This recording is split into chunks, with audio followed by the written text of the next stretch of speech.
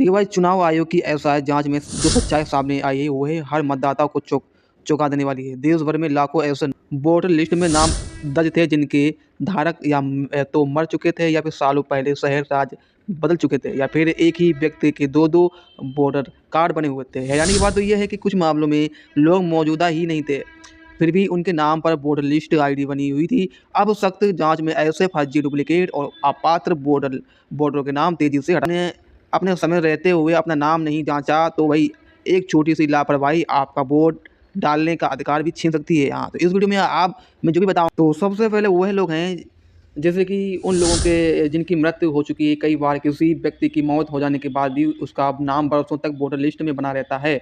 परिवार के लोग उसकी इसकी सूचना चुनाव कार्यालय को नहीं देते हैं, तो ऐसे में नाम हटाने की प्रक्रिया पूरी तरह से नहीं करते हैं। तो ऐसे में एफआईआर के दौरान जब बीएलओ घर घर जाकर सत्यापन करता है या सरकारी रिकॉर्ड से मिलान होता है, तब ऐसे मृत मतदाताओं की पहचान होती है और उनके नाम लिस्ट से हटा दिए जाते हैं। नंबर 1 ये हो गया। नंबर 2, स्थायी रूप से दूसरे जगह शिफ्ट हो चुके हैं लोग। जैसे आज के समय में नौकरी, पढ़ाई या व्यापार के कारण लोग एक शहर से या फिर राज्य से दूसरे शहर या राज्य में बस जाते हैं। कई लोग नई जगह जाकर नया वोटर कार्ड बनवा लेते हैं, लेकिन पुराने पते वाली वोटर लिस्ट नाम हटवाना भूल जाते हैं। तो इससे एक ही व्यक्ति का नाम 2 जगह दर्ज हो जाता है। एसआईआर के दौरान जब ये सामने आता है तो मतदाता उस पते पर लंबे समय से नहीं रहता है, तो उसका नाम पुराने स्थान की वोटर लिस्ट से हटा दिया जाता है। जैसे कि मैं आपको उदाहरण के लिए समझाऊँ ताकि आपको अच्छी तरीके से समझ में आ जाए। जैसे कि मान लीजिए एक कोई भी व्यक्ति बिहार से दिल्ली नौकरी करने आया, दिल्ली से वोटर आईडी बनवा ली, लेकिन बिहार की वोटर लिस्ट में नाम नहीं करवाया, तो ऐसे में बिहार की सूची से उसका नाम हटाया जाएगा। अब तीसरा कारण ये है कि लंबे समय से अनुपस्थित, जैसे कि लोगों का एक ही इसमें हुए हैं, लोग आते हैं जो किसी पते पर दर्ज हैं, तो लेकिन सत्यापन के समय में वही नहीं मिलते और आसपास के लोगों को भी उनके बारे में कोई भी जानकारी नहीं दे पाते हैं। कई बार ऐसे लोग विदेश चले जाते हैं या बरसों से किसी भी अन्य स्थान पर रह रहे होते हैं, तो बीएलओ की रिपोर्ट में ऐसे मतदाता को अनुपस्थिति बताया जाता है और जांच के बाद उनके नाम ड्रॉप लिस्ट से हटा दिए जाते हैं। उदाहरण के लिए जैसे कि कोई भी किसी भी शहर में किराए पर रहने वाला व्यक्ति कई सालों पहले ही मकान छोड़कर चला गया था, लेकिन उसका नया पता रिकॉर्ड नहीं मिला, तो सत्यापन के दौरान उसके बारे में कोई भी जानकारी नहीं मिलने पर उसका नाम हटा दिया जा सकता है।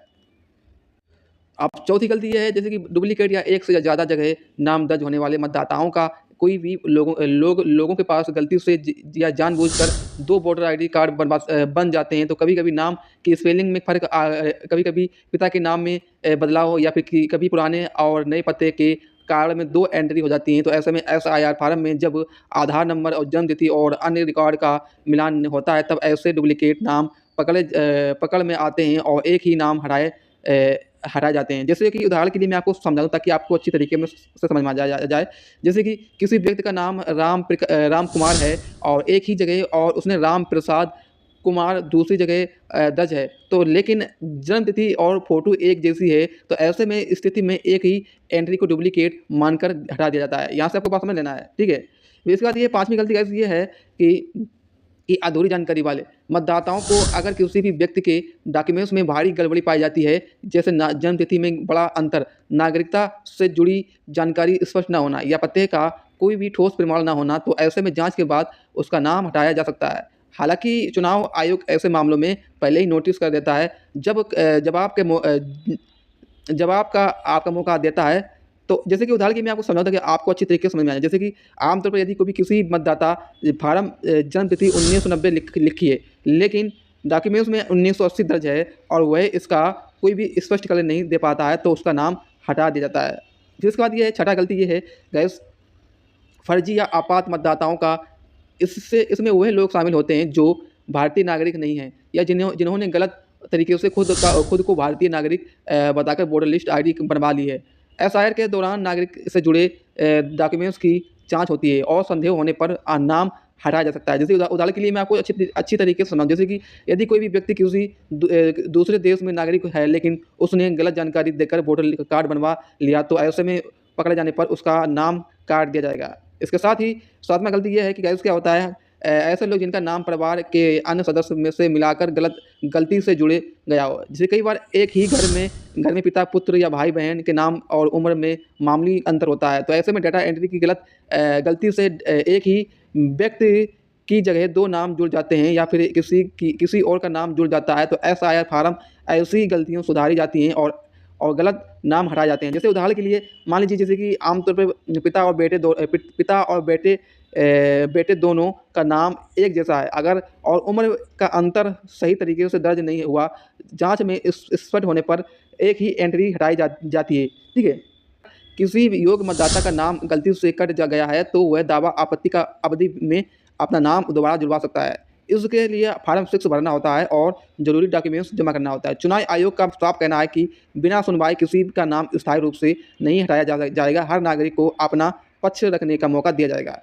इसके लिए सभी मतदाताओं को सालाना दी जाती है। जिस समय रहते हुए अपनी वोटर लिस्ट में नाम जरूर जांचें। अगर आपका नाम छोड़ा, ये ताज़ा आंकड़ों के अनुसार मध्य प्रदेश, छत्तीसगढ़, केरल और अन्य राज्यों में लाखों मतदाताओं के नाम ड्राफ्ट लिस्ट से हटाए गए हैं। इससे पहले भी 7 राज्यों और केंद्र शासित प्रदेशों में 2,70,000 करोड़ से ज़्यादा नाम काटे जा चुके हैं। सबसे ज़्यादा नाम तमिलनाडु और गुजरात जैसे बड़े राज्यों में हटे हैं। मध्य प्रदेश की बात करें तो 42,74,000 मतदाताओं के नाम ड्राफ्ट वोटर लिस्ट से हटाए गए हैं। इनमें से पुरुष और महिला मतदाताओं की संख्या लगभग बराबर है। हालांकि महिलाओं की संख्या थोड़ी अधिक है। चुनाव आयोग के अनुसार हटाए गए नामों के पीछे मुख्य कारण है, जैसे कि इसके बाद छत्तीसगढ़ में स्थिति और भी चौंकाने वाली है। जैसे कि यहाँ पर 27,34,000 मतदाताओं के नाम ड्राफ्ट लिस्ट से हटाए गए हैं। इनमें से 6,42,000 मतदाताओं ऐसे पाए गए हैं जिनकी मृत्यु हो चुकी थी। यहाँ आंकड़े बताता है कि वर्षों से कई मृत व्यक्तियों के नाम मतदाताओं सूची में बने हुए थे। इसके अलावा 19,13,000 मतदाता ऐसे थे जो दूसरी जगह शिफ्ट हो चुके थे और 1,79,000 नाम डुप्लीकेट पाए गए हैं।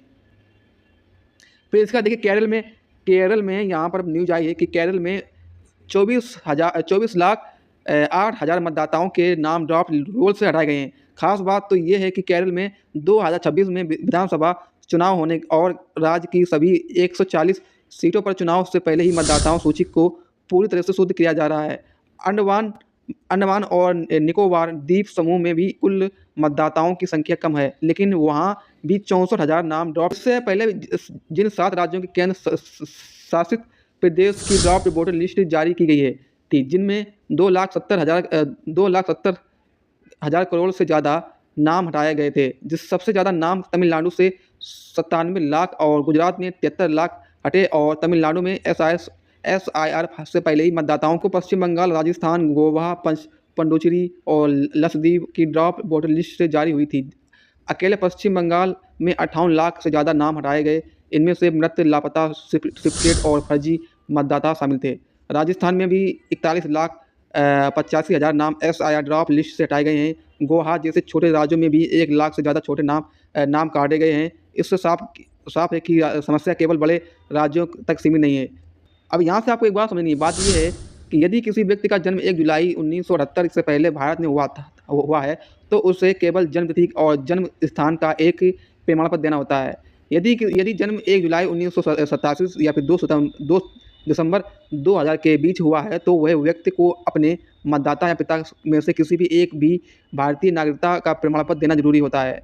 यदि जन्म 2 दिसंबर 2004 के बीच 2004 के बाद हुआ है, तो माता पिता और दोनों के नागरिकता प्रमाण पत्र देना होता है।